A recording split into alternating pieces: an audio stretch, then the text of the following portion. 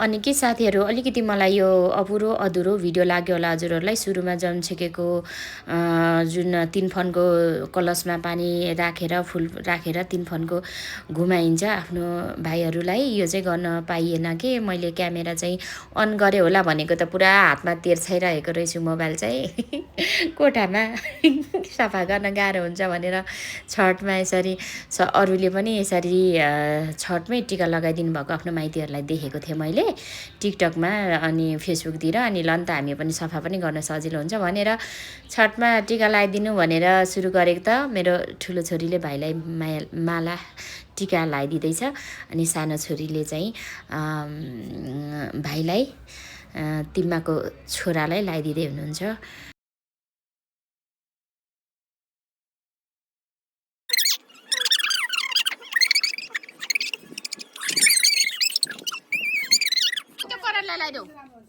हो त्यो मिसाको बिस्तारै मजाले लाउने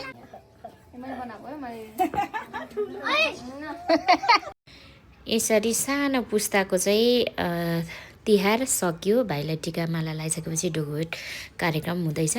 यसपछि चाहिँ फेरि मेरो माइती मेरो भाइलाई चाहिँ मैले मेरो यहीँ काठमाडौँमै चाहिँ टिका लाउने समय यसपालि मिलेको छ।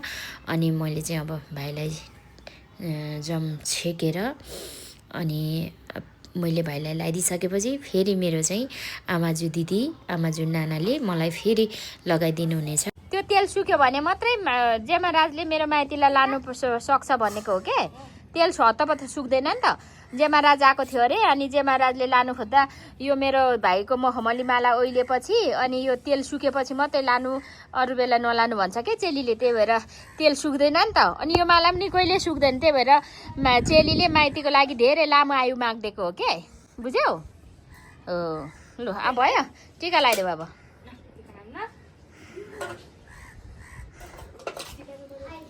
तेल पनि ओइलिँदैन घाममा होइन, फुल पनि ओइलिँदैन मखमलको। नमस्ते होइन ए छोरा, हातमा देऊ अनि खुट्टामा टोक्ने, खुट्टामा। अब चाहिँ मेरो पालो बल्ल आयो मित्रहरू। मेरो बच्चाहरू सानो भुर्रा पार्टीको है बच्चा बच्ची पार्टीको चाहिँ सकियो भाइटिका। मैले जन छेक्दैछु मेरो भाइलाई। एक्लै भएको हुनाले अगाडि कलश राखेको छु। दुईजनाको रूप दिएर जन छेकिसकेँ। अनि लक्ष्मीमा चाहिँ कुचोलाई घरको बढार्ने, घरलाई सफा राख्छ नि त कुचोले। त्यही भएर कुचोलाई पूजा गर्नुपर्ने रहेछ। लक्ष्मी पूजामा पनि कुचो राखेको थियौँ। मैले धेरैजनाले यसरी पूजा गर्नुभएको हुनाले मैले पूजा राखेर कुचो राखेर मेरो भाइलाई पूजा गरिसकेँ। भाइटिका बनाइसक्यौँ हजुरहरू। अब मेरो फेरि पालो मेरो आमाजु दिदीले टिका लगाइदिनु। कस्तो मम्मी पण्डित जस्तो देख्नु अलिक यता हेरेर हाँस्नु न। पुरै त्यो हुन्छ नि त्यो काला जादुगर जस्तो त्यहाँ सबै।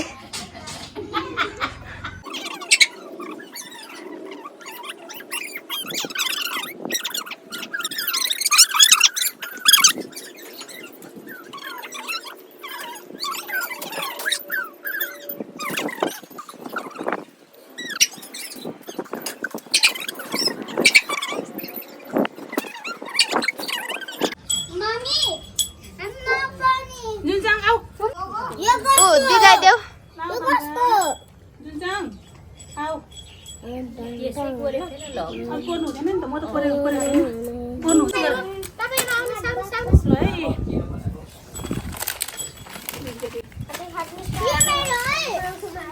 है साथी अब एउटा मात्रै हाल्नु नि यहाँ अरू छ नि त छोरी भिडियो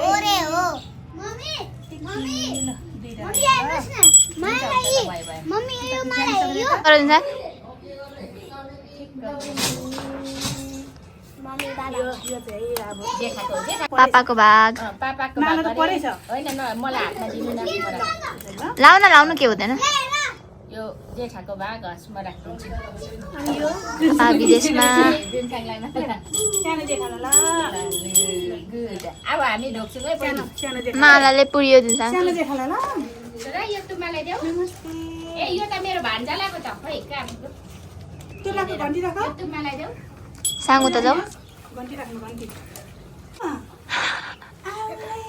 यो पापाको भाग पनि देऊ पापाको भाग पापाको नाना हो नि त पापाको भाग देऊ पापाको भाग देऊ गुड अनि खोइ भान्जा ए एकछिन है भान्जाको भाग भान्जाको लेखेपछि नाना यो मेरो तर्फबाट तपाईँले यो नाना लिनु त म हुवा गर्छु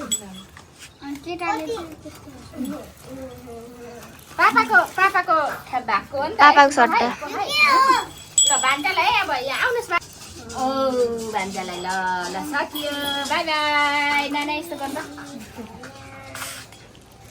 भिडियो लामो भयो फेरि अर्को भिडियोमा अरू माइतीहरूसँगको राख्नेछु